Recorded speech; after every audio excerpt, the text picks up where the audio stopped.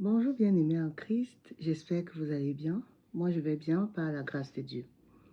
Alors, si vous n'êtes pas encore abonné à cette chaîne, je vous l'invite à le faire afin que chaque fois qu'il y a une nouvelle vidéo, vous soyez en informé.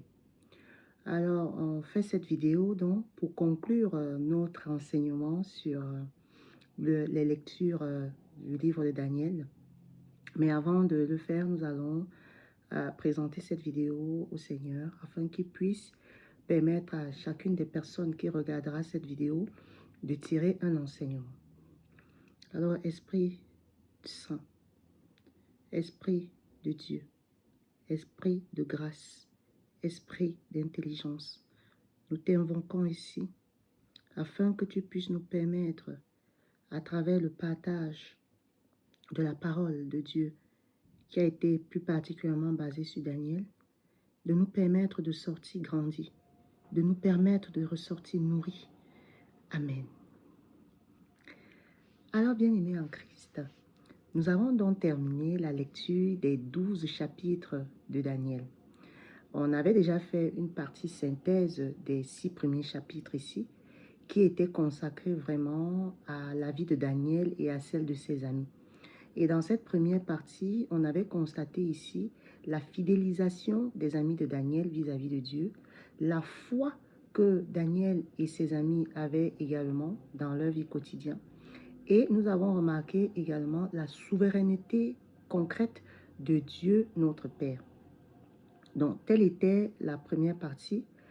Et de prime abord, le premier chapitre lançait le ton à travers vraiment plusieurs épreuves que Daniel et ses amis ont reconnues.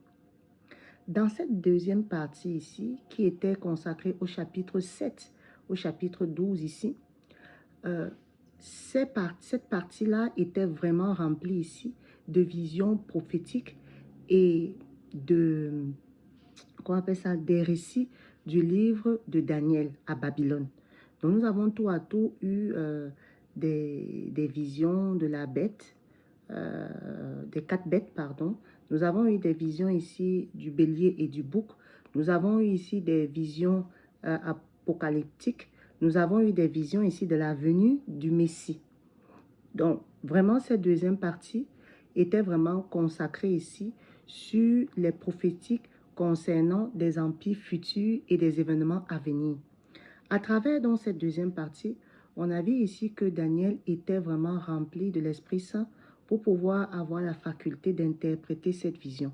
Nous avons vu ici que pour l'interprétation de beaucoup de ces visions, il était en rapport ici avec l'ange Gabriel. Et je vais même aller plus loin. Daniel était ici habité de cet Esprit Saint-là parce que déjà, il pratiquait beaucoup la prière et notamment le jeûne. Et dans le chapitre 10 ici, nous avons pu décrire c'était quoi le jeûne de Daniel. On s'est rendu compte très vite que pendant 21 jours, Daniel faisait de la méditation, Daniel priait et surtout Daniel jeûnait. Il jeûnait à travers la privation, pardon, de certains aliments, la privation de boissons. C'était vraiment un jeûne, on peut dire avec des termes d'aujourd'hui, végétarien. Alors, qu'est-ce qu'on peut garder pour nous-mêmes concrètement sur cette lecture de cette deuxième partie?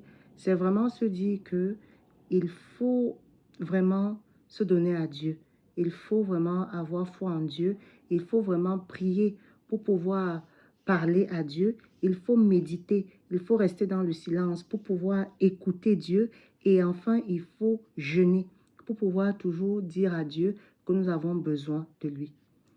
À travers donc la lecture de Daniel ici, je t'invite, comme lui, à prier, à jeûner, à être fidèle à Dieu, même dans les épreuves, même dans les tempêtes de la vie, de lui faire confiance, en reconnaissant la souveraineté de Dieu, en ayant une foi assez forte ici, on saura que rien n'est impossible à Dieu. Alors, bien-aimés en Christ, je vais donc vous inviter à écouter les anciennes vidéos, probablement aussi à lire vous-même dans un moment de calme et de silence ce livre de Daniel qui a été vraiment un livre très fort, très puissant pour moi. Prenez le temps de le relire, prenez le temps de méditer, prenez le temps de garder certains passages pour pouvoir se nourrir l'esprit. Voilà ce que je voulais partager avec toi à travers cette lecture de Daniel. On va très vite se retrouver pour lire le livre de Malachie. Vous savez, c'est aussi un livre que je n'ai jamais lu, mais on va découvrir ensemble de quoi parle ce livre et quels sont les enseignements que nous pouvons en tirer. Je te dis à très vite, porte-toi bien et sache vraiment que la vie reste amour. Au revoir.